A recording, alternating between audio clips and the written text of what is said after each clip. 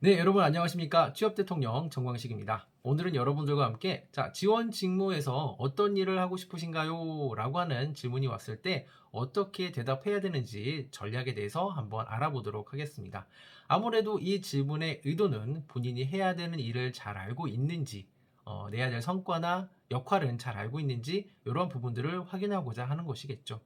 간단하게 예시를 한번 들어볼게요. 답변 예시예요. 저는 띵띵 직무에서 이러이러한 이렇게 일을 하고 싶습니다. 특히 띵띵 직무에서는 이러이러한 이슈가 자주 발생하는 것으로 알고 있습니다. 그래서 그 부분에서 저는 이러한 일을 이렇게 해서 업무에 도움이 될 수 있도록 할 것입니다. 혹은 하고 싶습니다. 라는 형식으로 답변을 한다면 구조적인 부분에서는 문제가 없겠죠. 중요한 건 이 안에 어떤 내용을 넣느냐가 바로 포인트가 될 수 있겠죠. 자, 그러면 한번 구체적인 전략을 한번 보도록 하겠습니다. 첫 번째, 너무 무리한 성과나 업무를 언급하지 마시기 바랍니다. 특히 이 면접에 대한 압박감으로 인해서 뭔가를 잘 보여야 된다는 생각 때문에 100% 영업률을 100% 이상 올리겠다, 200% 이상 올리겠다, 수요일을 몇 퍼센트 이상 하겠다라고 하는 식으로 감당할 수 없는 어떤 그 업무 성과나 계획을 세우시는 분들이 있는데, 자, 그렇게 하시는 거, 뭐 솔직히 의혹이라고도 볼 수 있지만, 면접 질문, 특히 공격 질문의 대상이 될 수 있습니다. 자, 당신이 그것을 어떻게 할 거냐? 정말 할 수 있는 거냐? 라고 하는 형식으로 꼬리 질문이 계속 이어질 수 있기 때문에 감당하실 수 없다면은 미리 이런 것들은 너무 높은 성과는 언급하지 않으시는 게 좋겠죠.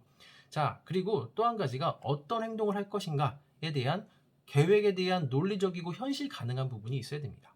우리는 아무래도 신입사원이기 때문에 높은 일을 하기에는 너무 어렵습니다. 그래서 내가 당장 들어가서 할 수 있는 일이나 현실 가능한 일들을 한번 어필해 봐야 되겠죠. 자, 그러기 위해서는 여러분들이 뭐 현직자 멘토링이나 직무 인터뷰, 잡코리아나 사람인에 들어가면 정말 많이 있죠. 이런 내용들을 조금만 읽어보셔도 내가 해야 될 일들은 명확해질 수 있습니다. 그리고 또 한 가지, 회사 차원에서 하는 일이 있겠죠. 그쵸? 전체적인 회사 차원에서 일이 있겠고, 직무에서의 세부적인 일이 있을 수 있습니다. 이 두 가지를 좀 나눠서 좀 한번 생각해 보시면은 조금 더 세부적인 계획이 나올 수 있겠고요.